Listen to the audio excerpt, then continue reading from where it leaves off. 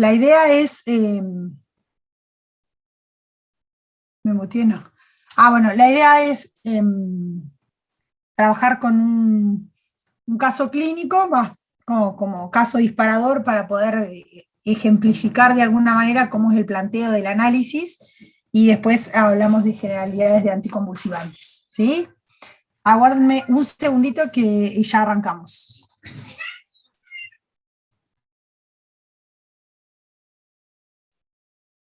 Ya arrancamos. Ahí estamos. Entonces, como les dije, la idea era arrancar con un problema de salud como disparador. Y ahora, en este caso es a punto de partida del ácido valproico.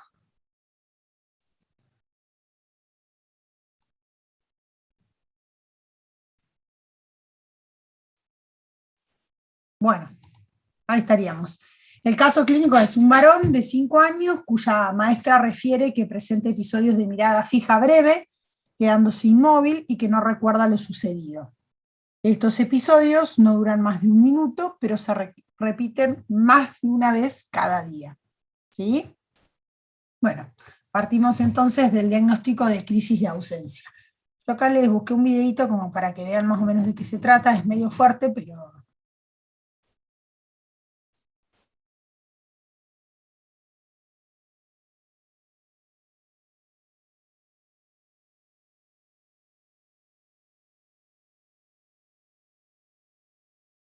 ¿Ahí lo ven? Sí, se ve.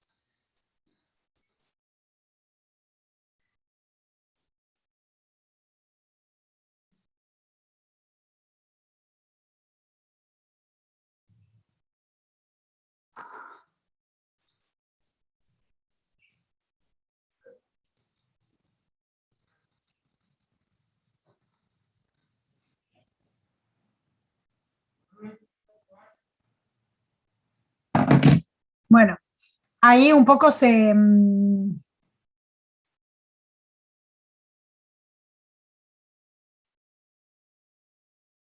ahí un poco se grafica lo que les mostraba recién en el PowerPoint, ¿sí?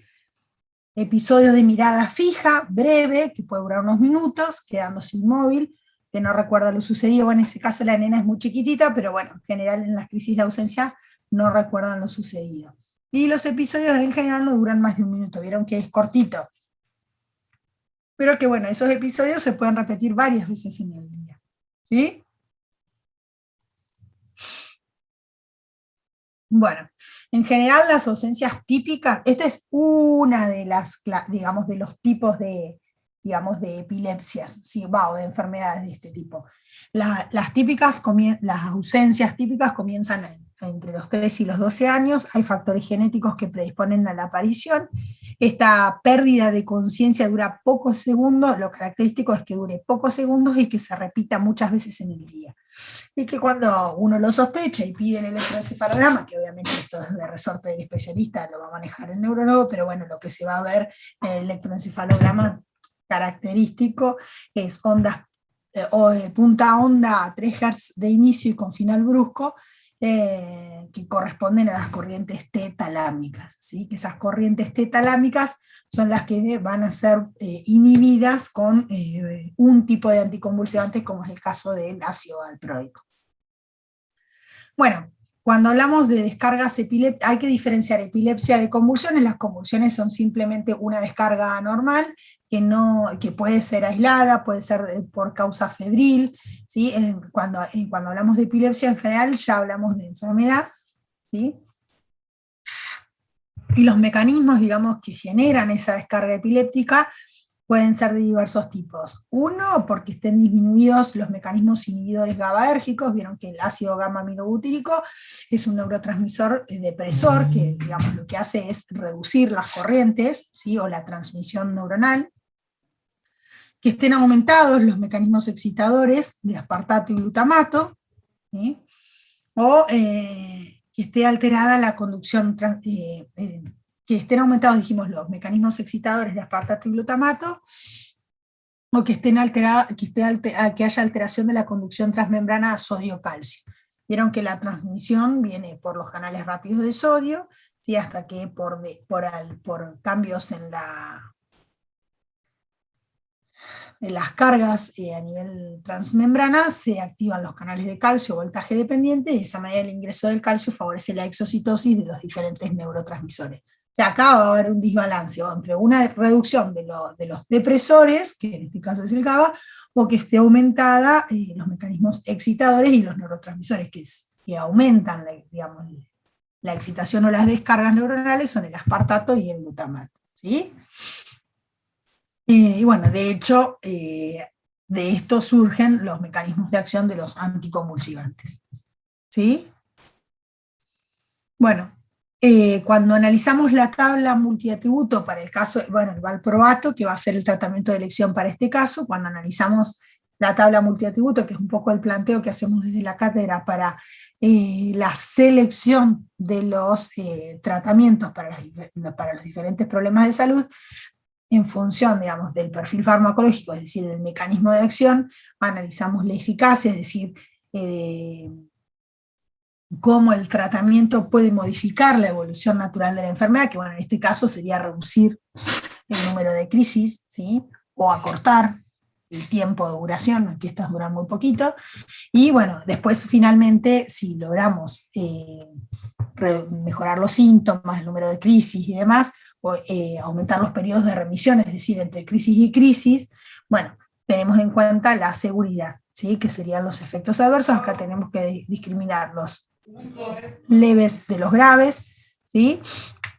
Y finalmente la conveniencia, ¿sí? Teniendo en cuenta todas las características farmacocinéticas, absorción, metabolismo, distribución, eliminación, las interacciones y las contraindicaciones. Y bueno, finalmente el costo.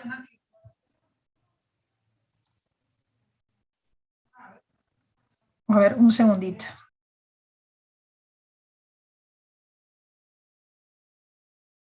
Tenía gente en mi casa que tenía que... Bueno, entonces, así tenemos que analizar los diferentes tratamientos, ¿sí? Lo vamos a analizar para el caso del valproato y después vamos a hacer algunas salvedades del resto de los anticonvulsivantes.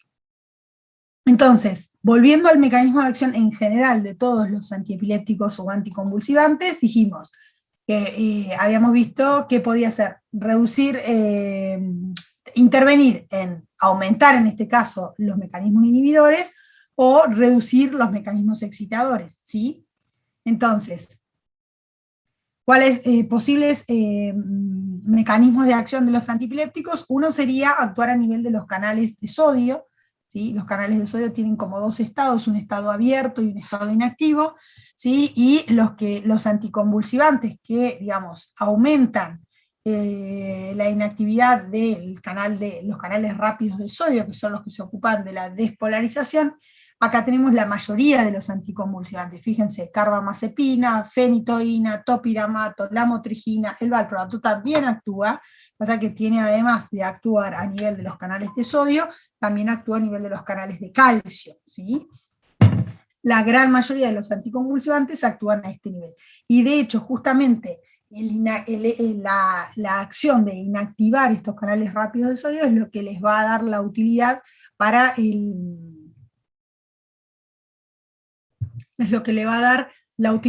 el tratamiento del dolor de tipo neuropático, donde se cree que hay alguna alteración en la conducción, ¿sí? Y al inhibir estos canales se inhibiría esa aferencia que manda el estímulo doloroso para que se haga, para que se perciba a nivel de la corteza, ¿sí? De hecho, la carbamazepina se puede utilizar como, si bien es un anticonvulsivante, se puede utilizar como coadyuvante en el dolor neuropático, justamente por actuar a nivel de estos canales rápidos de sodio.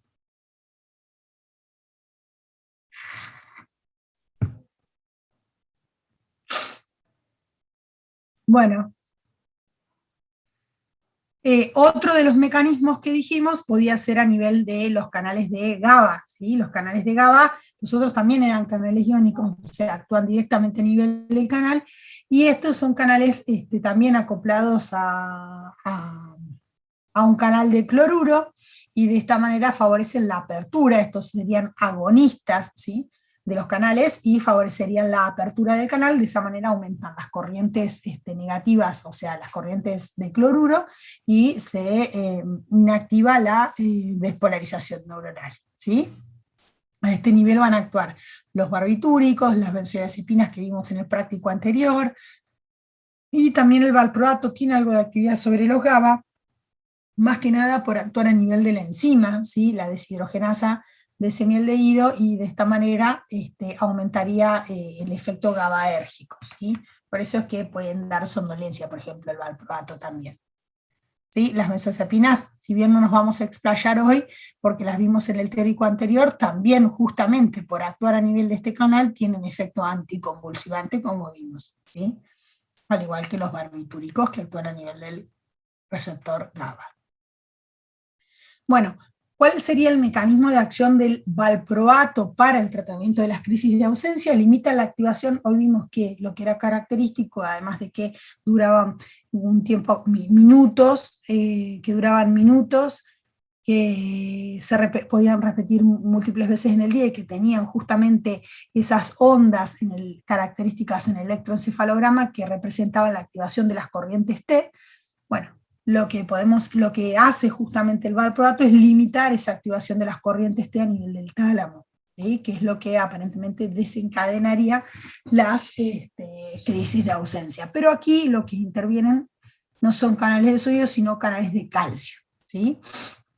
Entonces el cierre de ese canal evita el ingreso del calcio, y de esa manera no habría exocitosis con liberación de los neurotransmisores. Y al igual que el valproato, también la etosuximida puede actuar a este nivel, que de hecho son los dos fármacos, los dos anticonvulsivantes de elección para el tratamiento de las crisis de ausencia.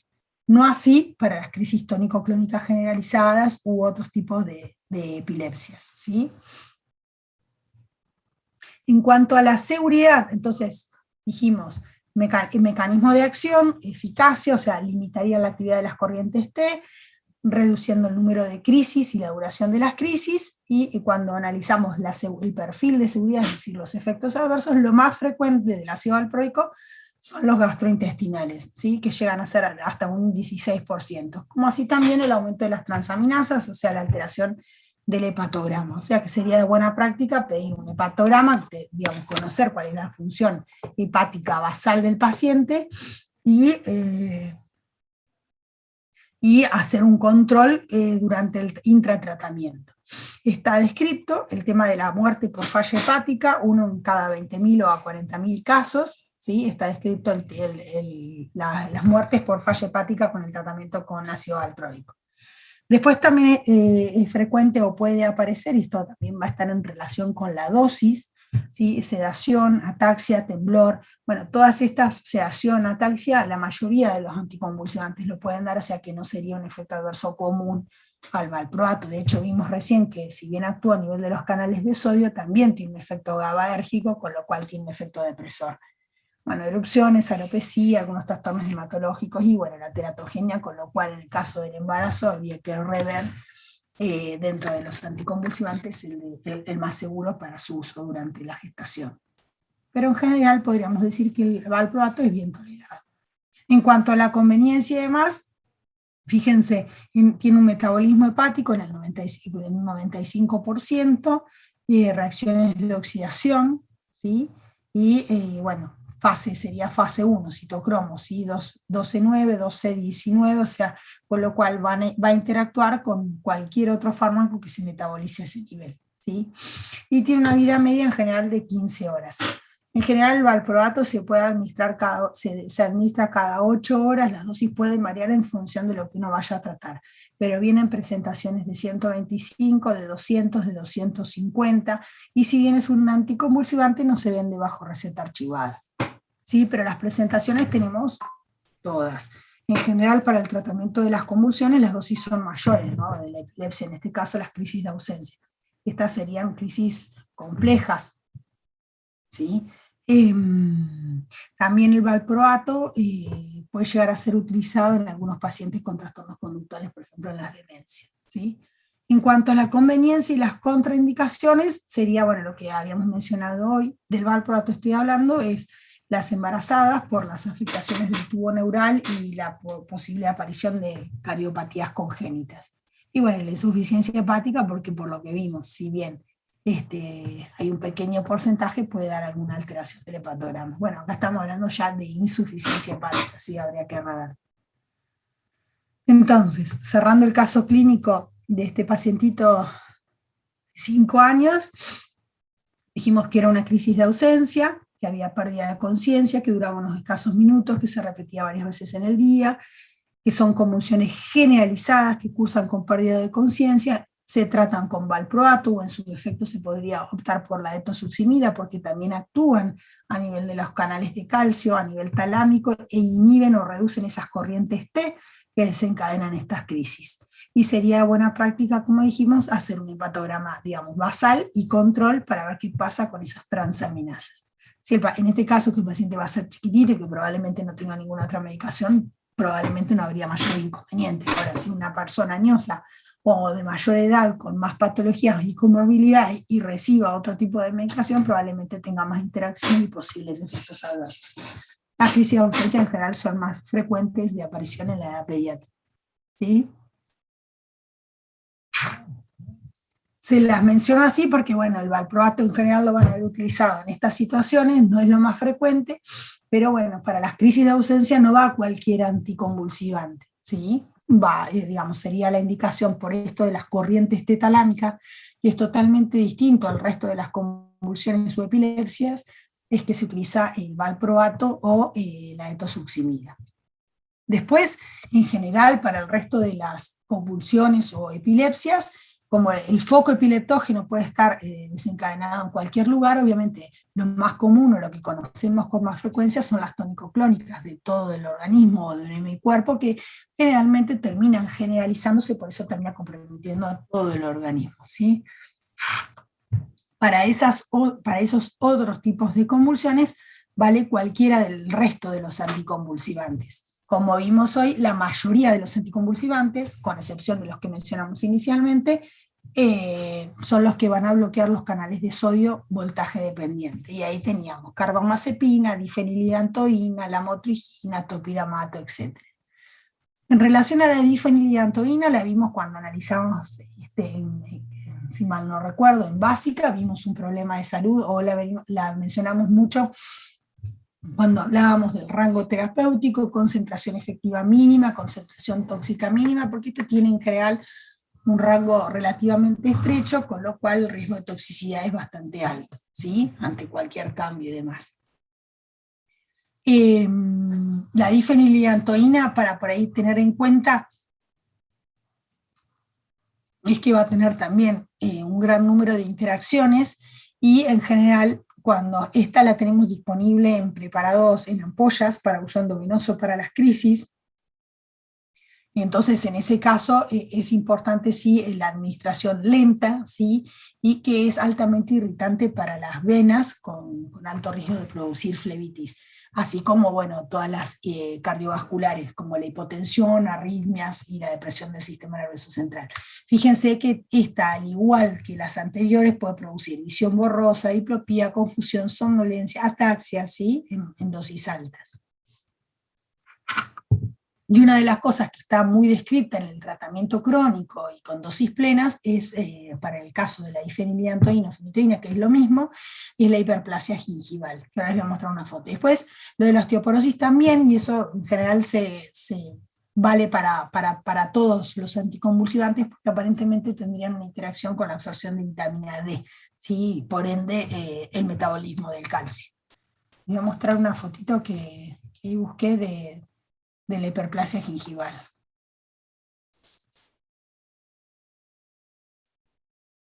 ¿La ven? Está en el Power todavía. Yo veo el Power. Ay, miren, ¿sí? O sea, si ustedes ven por ahí algún paciente con estas características, podrían pensar, ¿sí?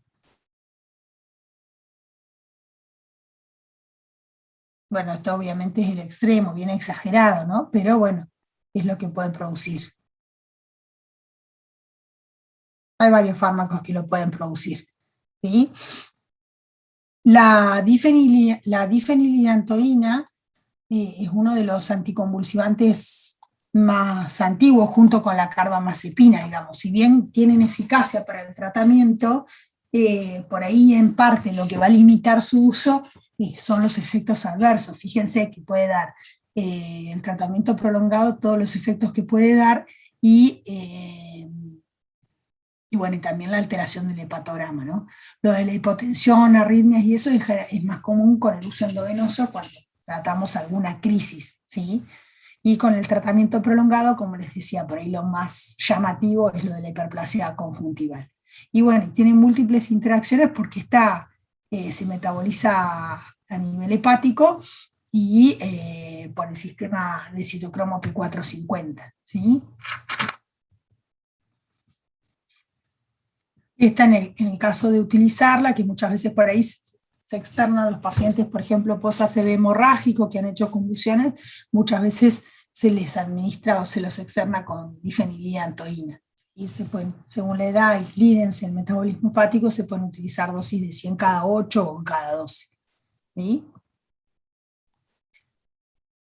Otro de los anticonvulsivantes que actúan también a nivel de los canales de sodio, que inactivan esos canales de sodio, tenemos la carbamazepina, ¿sí?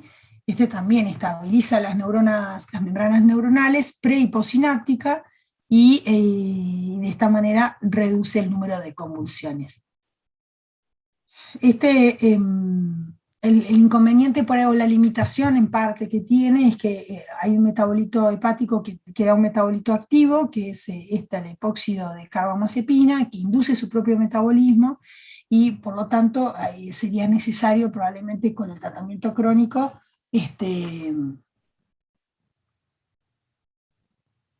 aumentar la dosis. Sí, es un inductor de sí mismo. Sí. No está mostrando el power, o sea, estamos, bueno, no sé si vos nos fijas a poner el power, pero no lo estamos viendo, va, por lo menos yo. Ah, gracias, sí, porque saqué para compartir la foto y no les puse. Ahí está. Gracias. Gracias. No. Gracias a vos. Está. Entonces, como se autoinduce su propio metabolismo, habría que aumentar más la dosis. Y después tiene múltiples interacciones. Fíjense, si hubiera que administrar en conjunto con el valproato, ¿sí? Interacciona con mucho. Y en el caso de los sacos, disminuye sus niveles. En cuanto a los efectos adversos, bueno, cuando lo que se plantea es comenzar con dosis bajas hasta que justamente alcance la autoinducción.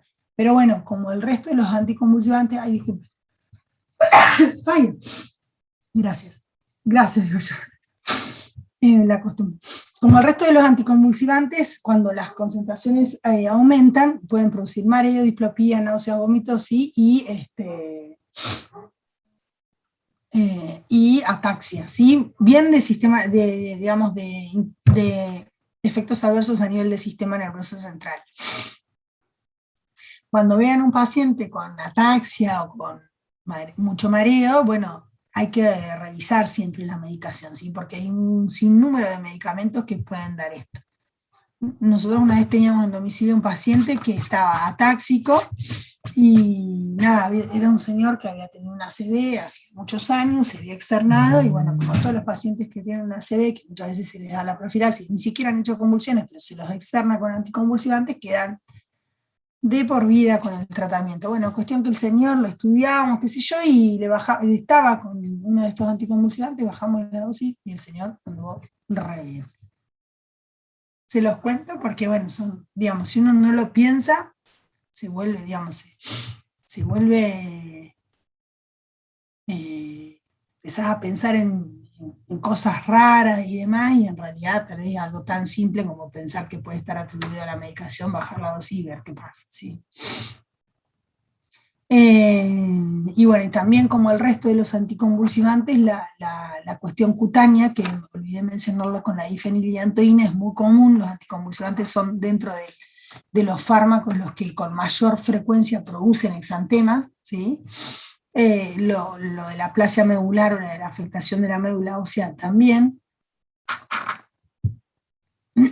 Y bueno, y estos también van a dar alteraciones, este también va a dar alteraciones del hepatograma, y también puede ser utilizado como coadyuvante del dolor de tipo neuropático, ¿sí? Porque justamente al bloquear estos canales o al aumentar el estado inactivo del canal de sodio, evita, digamos, que ese nervio que por ahí está irritado y está mandando mayor estímulo aferente se bloquee, ¿sí? De esa manera reduce el dolor.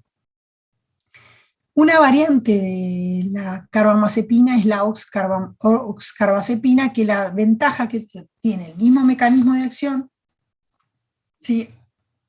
Modula también aparentemente los canales de calcio y aumenta la permeabilidad al potasio, y la ventaja que tiene es que no genera ese metabolismo, ese metabolito que genera la carbamazepina, que autoinduce su propio metabolismo.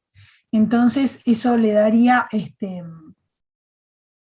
la ventaja versus la carbamazepina, ¿sí? Y bueno, en general los efectos adversos son más leves, pero bueno, puede dar prácticamente los mismos efectos adversos que los otros, ¿sí? La ventaja sería eso, que no se autoinduce e interaccionaría menos, y eso lo convertiría en un tratamiento un poco más seguro. Por supuesto que esta es bastante más costosa que la anterior, es un análogo, ¿sí? De la misma familia, mecanismo de acción muy similar, con algunas diferencias, pero bueno, considerablemente más costoso, ¿sí? Y después, otro de los anticonvulsivantes que también tenemos son los que actúan a nivel del GABA, que dijimos hoy que podíamos o reducir la acción excitadora o estimular la acción depresora, como en este caso el GABA, ¿sí? Entonces,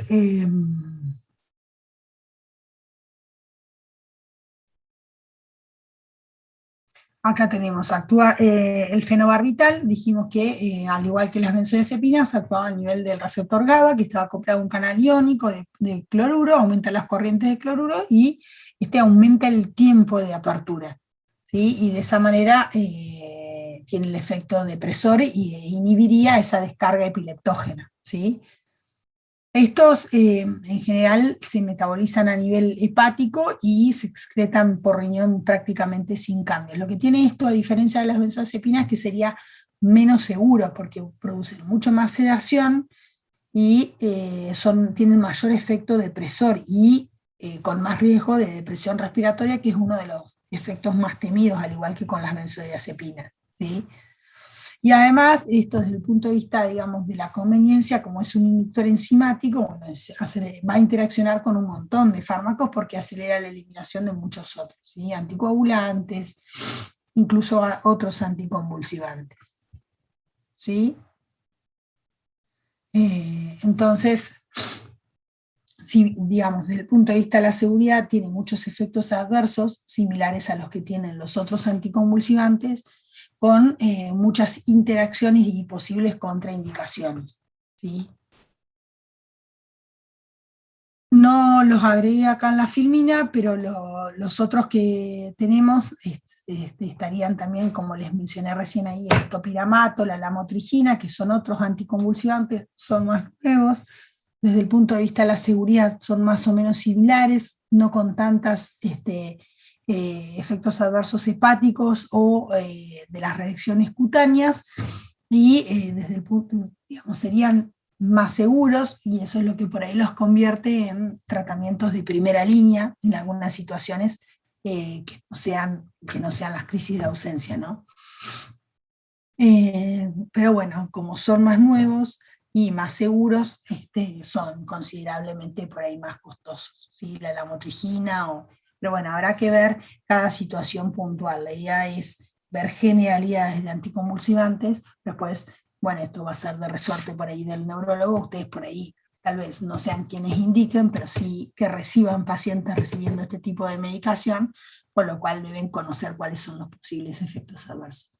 Lo que les decía, lo de la ataxia, la somnolencia y demás, no es algo infrecuente, se ve con bastante frecuencia, y lo que sí por ahí es cuestionable es esto que les decía, muchos pacientes que cursan una ACV se internan, hicieron por ahí un ACV hemorrágico y se instaura tratamiento anticonvulsivante como profilaxis de una posible convulsión, que después finalmente nunca nadie más lo retira, ¿sí?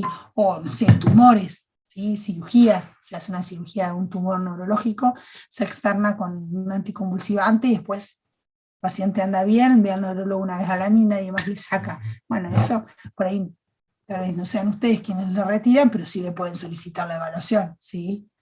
Y nada, esto que decimos, controlar el hepatograma, dosaje de vitamina D, ver cómo está la densidad mineral ósea, si el tratamiento es crónico, ¿no? Porque bueno, obviamente si estamos frente a un diagnóstico de una epilepsia, lo más probable es que el paciente reciba crónicamente, ¿sí? Y otro de los fármacos que también tenemos que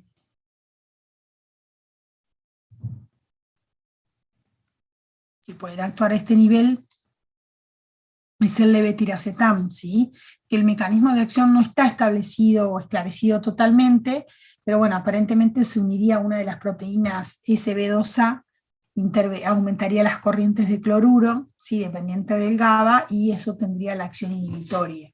¿Sí? El levetiracetam, no sé si lo han sentido nombrar, también es un anticonvulsivante, y no tendría tantas interacciones significativas, y dentro de los efectos adversos lo más frecuente por ahí es la somnolencia, astenia y o mareo, ¿sí? O sea, sería también ligeramente más seguro, pero bueno, por ahí es algo un poco más nuevo, con eficacia no del todo clara, pero sí, desde el punto de vista de la seguridad y la conveniencia, sería más fácilmente que se adhiera al paciente, lo que sí es bastante costoso, ¿sí? El otro que les dije es también la lamotrigina, que como la habíamos visto en el grafiquito, estaba también a nivel de los canales de sodio, que bloquea también corrientes de calcio. Está, a diferencia de todos los anteriores, como no se metaboliza por citocromo P450, sino por glucuronidación, no tendría tantas interacciones, ¿sí? Sería, digamos, más seguro, ¿sí? Pero bueno, ninguno está exento de dar somnolencia, ataxia, visión borrosa, ¿sí? Y exantema, ¿sí? Sobre todo cuando se coadministran en algunas situaciones particulares, por ahí no alcanza con un solo anticonvulsivante, hay que coadministrar y obviamente los efectos adversos aumentan, ¿sí? Estos son los que por ahí con más frecuencia en general, digo, de los anticonvulsivantes, con los que los que con más frecuencia pueden dar síndrome de Stevens-Johnson, ¿sí? Que son las reacciones en piel. Y el otro que también estaba, que lo habíamos mencionado a nivel del bloqueo de los canales de sodio, era el topiramato. También modula los receptores GABA, aumentando el influjo de cloruro, y hiperpolariza la membrana, ¿sí? El topiramato. Y bueno, tiene una biodisponibilidad alta, se metaboliza en el hígado, sí, por citocromo P450, y después pero hay un alto porcentaje que se excreta por riñón sin ninguna modificación. Y estaría, al igual que la lamotrigina que vimos recién, estaría como exento de las interacciones, ¿sí? Que sí tienen, como vimos hoy, la carbamazepina y la difenidriantoína, ¿sí? Y como todo, como es un depresor, bueno, puede producir lentitud en el habla, falla de memoria, ¿sí? La somnolencia, etc.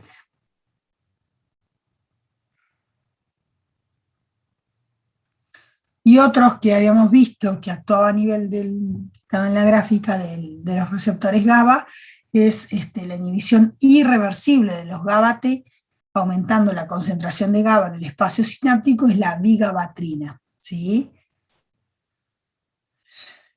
Que esta lo que hace es inhibir irreversiblemente la enzima, entonces su acción está relacionada con la síntesis de una nueva enzima, ¿sí? Y por lo que la vida media biológica, o sea, el tiempo de recuperación del 50% de la enzima esa que inhibe es de varios días, ¿sí? Tampoco sería un inductor de ninguna enzima hepática y se elimina el 95% sin cambios en la orina. Dentro de los efectos adversos de esta es la reducción concéntrica del campo visual que puede afectar la retina en un 30 o 50% de los pacientes. Es alto eso, ¿sí? Y en un tercio la afectación puede llegar a ser grave e irreversible. Así que ojo con esta, puede llevar a la pérdida de la visión. Nosotros en Argentina no se comercializa, pero bueno, sí saber que existe. Estaba acá. Hacemos el breve repasito de los últimos que hablamos. Vuelvo a la filminita.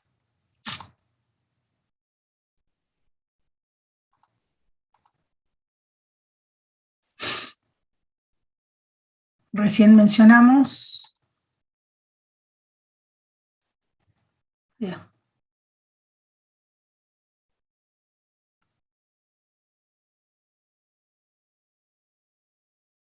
Recién mencionamos, entonces, ¿ven ahí lo del GABA? La vigabatrina, que actúa acá a nivel de la enzima la GABA-T. También vimos, bueno, a este nivel también vimos los barbitúricos como el fenobarbital, que dijimos que, bueno, que tenía múltiples, tenía efectos adversos, que eran poco seguros, pues tiene un efecto depresor mayor incluso que las benzodiazepinas, y que tienen múltiples interacciones estos, ¿sí? Y después el valproato, que tiene también algo de actividad sobre la enzima, aumentando las concentraciones de GABA. Y después vimos todos los que actúan a nivel de los canales del sodio, ¿sí? Predominantemente sodio, de canales del sodio. Carbamazepina, los más antiguos, fenitoína, con múltiples, desde el punto de vista de la seguridad, múltiples efectos adversos, interacciones por el metabolismo a nivel hepático, da metabolitos, ¿sí? La carbamazepina vimos que era un autoinductor de sí mismo, múltiples interacciones, y vimos también la lamotrigina y el topiramato. Estos un poco más nuevos, con menos efectos adversos, menos interacciones, porque no tienen ese metabolismo hepático, con lo cual, o sea, no son inductores, con lo cual interaccionan mucho menos con otros fármacos y los convertiría en un tratamiento un poco más seguro, ¿sí? Son de los más nuevos, más costosos, menos efectos adversos. Pero bueno, habrá que ver la indicación puntual, el tipo de convulsiones que querramos tratar, ¿sí? Pero bueno, en general casi todos, como son depresores, pueden dar somnolencia, ataxia, visión borrosa, etc. ¿Sí?